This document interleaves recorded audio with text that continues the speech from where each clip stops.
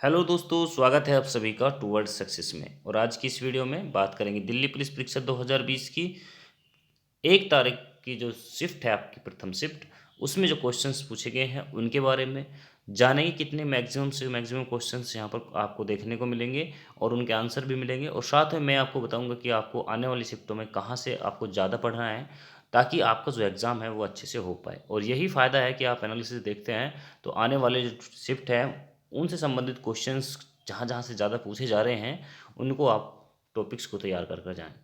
चलिए शुरू करते हैं आज की इस वीडियो को।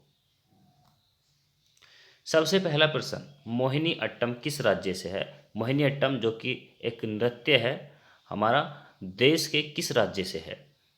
और ये है केरल।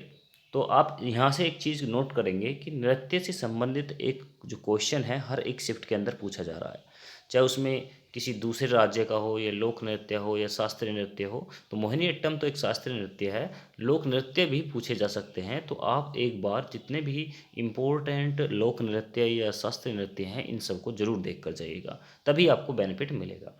चलिए नेक्स्ट क्वेश्चन देखते हैं। शिक्षा किस सूची में आता है? तो ये संविधान से क्वेश्चंस पूछा गया है। संविधान से पूछा गया है कि हमारे संविधान के अंदर 3 सूचियाँ होती हैं, जिसमें एक केंद्र की होती है, एक राज्य की होती है और एक समवर्ती होती है, जिसको बोलते हैं कॉमन।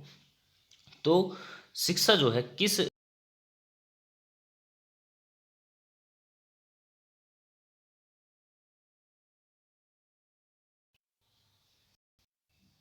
राइट। चलिए, भारत रत्न से सम्मानित प्रथम विदेशी कौन है? तो भारत रत्न से जो सम्मानित प्रथम विदेशी हैं ये हैं खान अब्दुल गफ्फार। नेक्स्ट क्वेश्चन देखते हैं। 1964 से 1971 तक कंप्यूटर की कौन सी पीढ़ी थी? तो कंप्यूटर की जो पीढ़ियां हैं, मेन 5 पीढ़ियां हैं, आप उनको जरूर याद करके जाइएगा। सन उनका जो होता है कि यहाँ से यहाँ तक प्रथम पीढ़ी, यहाँ से यहाँ तक सेकंड पीढ़ी। तो इनको आप अच्छे से एक बार पढ़ के जाइए, क्योंकि क्वेश्चन बहुत ईजी बन रहे हैं और यहाँ से क्वेश्चंस बनने के काफ़ी चांस भी हैं आने वाले शिफ्टों में। और यहाँ से क्वेश्चन पूछ भी लिया गया है। देखो, 1964 से 1971 तक तीसरी जनरेशन यानी कि थर्ड जनरेशन वाली जो पीढ़ी थी, तीसरी पीढ़ी थी यहाँ पर। और इसके अंदर इसकी खास बात क्या थी कि इसके अंदर आईसी चिप जो होते हैं, इंटीग्रेटेड चिप, वो यहाँ पर यूज की गई थी। तो आने वाले शिफ्टों में हो सकता है ऐसे पूछ ले कि आईसी का इस्तेमाल कंप्यूटर की कौन सी पीढ़ी में किया गया? तो तीसरी जनरेशन के अंदर यानी कि तीसरी पीढ़ी के अंदर किया गया था। नेक्स्ट है, आंख से संबंधित रोग किस विटामिन की कमी से होता है? तो किस विटामिन की कमी से होता है? Vitamin A. विटामिन ए की कमी से रेटिनोल रोग जो होता है आंख के अंदर हो जाता है। तो विटामिन से जितने भी रोग होते हैं कमी से, वो सब आपको याद करके जाने हैं। विटामिन ए, बी, सी, ठीक है, ये सब याद करके जाने हैं आपको। नेपाल से कौन सा राज्य सीमा साझा नहीं करता? तो ये ज्योग्राफी से क्वेश्चंस हम कह सकते हैं।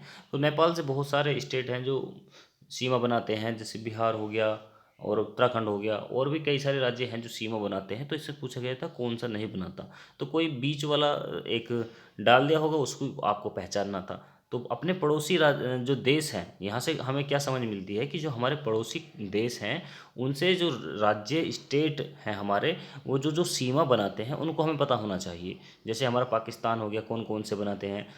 हमारे श्रीलंका हो गया, क्या श्रीलंका से कोई हमारा जो डायरेक्ट लैंड बाउंड्री बनाता है? नहीं बनाता है, ठीक है। ये सब, बांग्लादेश हो गया, चीन हो गया, ये हमें ज़रूर पता होने चाहिए, ठीक है। वारेन होस्टिंग बंगाल का गवर्नर जनरल कब बना? तो वारेन होस्टिंग जो है बंगाल का गवर्नर जनरल बना था 1973 से, सॉरी 1773 से 1785 के अंदर। नेक्स्ट है, खिलाफत कमेटी कब बनी? तो खिलाफत जो कमेटी है ये 1919 के अंदर बनी थी और ये अली बंधुओं ने बनाया था। इस इसका बनने का मेन कारण क्या था कि टर्की में जो ब्रिटिशों के साथ में संधि हुई थी वो उन्होंने नकार दी थी, और वहाँ पर एक आंदोलन छिड़ गया था टर्की और ब्रिटिशों के बीच में। और उसी को सपोर्ट करने के लिए जो भारतीय मुसलमान थे उन्होंने, अली बंधुओं ने ये कमेटी बनाई, और बाद में खिलाफत आंदोलन भारत में भी शुरू हो गया ब्रिटिश के खिलाफ। तो यहाँ से क्वेश्चन ये भी बन सकता है कि खिलाफत आंदोलन की शुरुआत किसने की है? खिलाफत आंदोलन का नेता कौन था? खिलाफत आंदोलन किसने शुरू किया? तो अली बंधुओं के द्वारा ये शुरू किया गया था। नेक्स्ट है, हार्ट ऑफ कंप्यूटर। तो देखिए यहाँ से क्वेश्चन दो बनते हैं। एक बनता है हार्ट ऑफ कंप्यूटर जो यहाँ पर पूछा गया है, और एक और बनता है माइंड ऑफ कंप्यूटर, ठीक है, या ब्रेन ऑफ कंप्यूटर। तो यहाँ से हार्ट ऑफ कंप्यूटर यानी कि कंप्यूटर का दिल क्या होता है, तो इसको आप याद रखिएगा, SMPS होता है स्विच मोड पावर सप्लाई। और अगर हम बात करें ब्रेन ऑफ कंप्यूटर की तो वो CPU हो जाएगा, सेंट्रल प्रोसेसिंग यूनिट। इनकी फुल फॉर्म भी आप याद रखिएगा, CPU की फुल फॉर्म तो अक्सर एग्जामों में आती रहती है, हालांकि कोई ज़्यादा बड़ी बात नहीं है, लेकिन फिर भी पता होना चाहिए, सेंट्रल प्रोसेसिंग यूनिट। पाक स्ट्रेट किन देशों को अलग करती है? तो पाक स्ट्रेट जो है भारत और श्रीलंका के बीच के अंदर है, और ये भारत और श्रीलंका के बीच में आती है। नेक्स्ट है कंप्यूटर का पिता।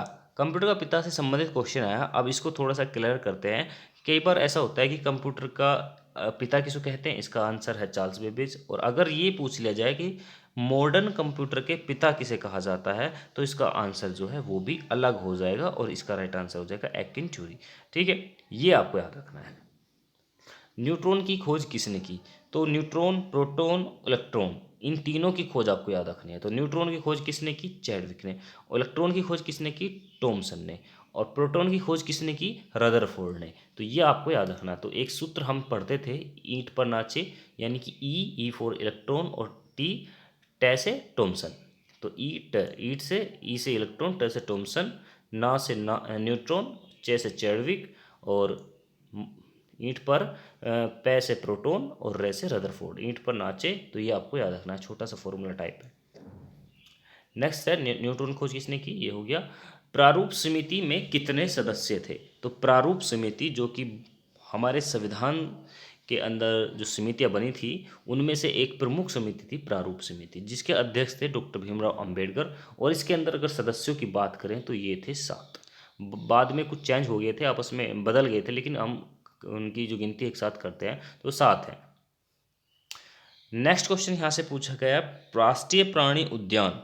तो उद्यानों से क्वेश्चन अक्सर बनते हैं, एसएससी का फेवरेट एक टॉपिक कह सकते हैं। तो उद्यानों से संबंधित आप जो प्रमुख उद्यान है, जैसे एक उद्यान पूछा जाता है कि विश्व अनुसंधान कहाँ पर है, ऐसा भी क्वेश्चन बनता है। अनुसंधान, उद्यान, इन दोनों को याद रखना। अनुसंधान कहाँ पर है? विश्व अनुसंधान, तो ये है लखनऊ के अंदर।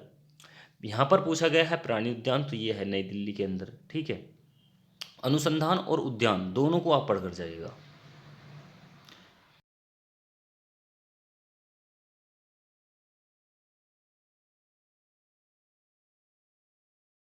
28 ईस्वी के अंदर, यानी कि 78वीं ईस्वी के अंदर ये चलाया गया था कनिष्क के द्वारा। और कनिष्क को बुद्ध शाक्य भी कहा जाता है, ये याद रखना। सॉरी, अशोक को कहा जाता है बुद्ध शाक्य। कनिष्क जो है ये अशोक के जैसे ही, इनको लिटिल अशोक माना जाता है। कुषाण वंश का अशोक कहा जाता है इनको, कनिष्क को। और जो बुद्ध शाक्य की बात कर रहे थे वो कहा जाता है अशोक को।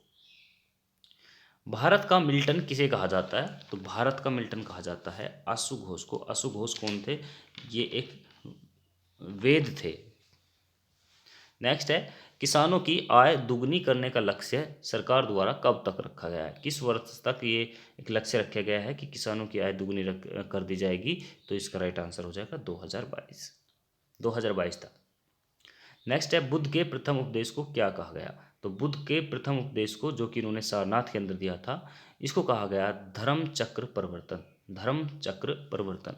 तो एक चीज़ मैं आपको यहाँ से बताना चाहता हूँ कि एसएससी 2 टॉपिक से बहुत ही ज़्यादा क्वेश्चन पूछता है, एक बौद्ध धर्म और एक जैन धर्म। तो बुद्ध धर्म से यहाँ क्वेश्चन बन चुका है, नेक्स्ट है जैन धर्म की बारी। तो आप जैन धर्म भी पढ़ के जाइएगा और साथ में बुद्ध धर्म भी पढ़ के जाइएगा, क्योंकि बुद्ध धर्म से ऐसे 4-5 क्वेश्चन बनते हैं। जैसे इन्होंने घर छोड़ा, उसको क्या कहा गया? इन्होंने प्रथम उपदेश दिया, उसको क्या कहा गया?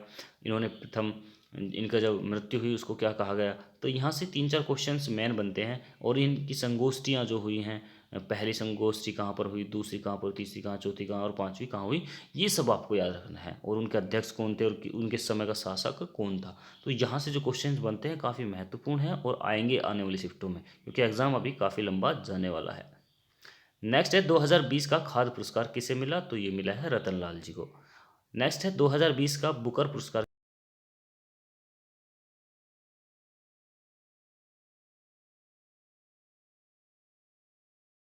आने वाले समय में बन सकते हैं। तो अगर आपको वीडियो अच्छी लगी है तो इसको शेयर कर दें, लाइक कर दें, और अगर आप हमारे साथ नए हैं तो चैनल को सब्सक्राइब करके बेल आइकन को प्रेस कर लें, ताकि कोई भी वीडियोस आप तक तुरंत पहुँचे।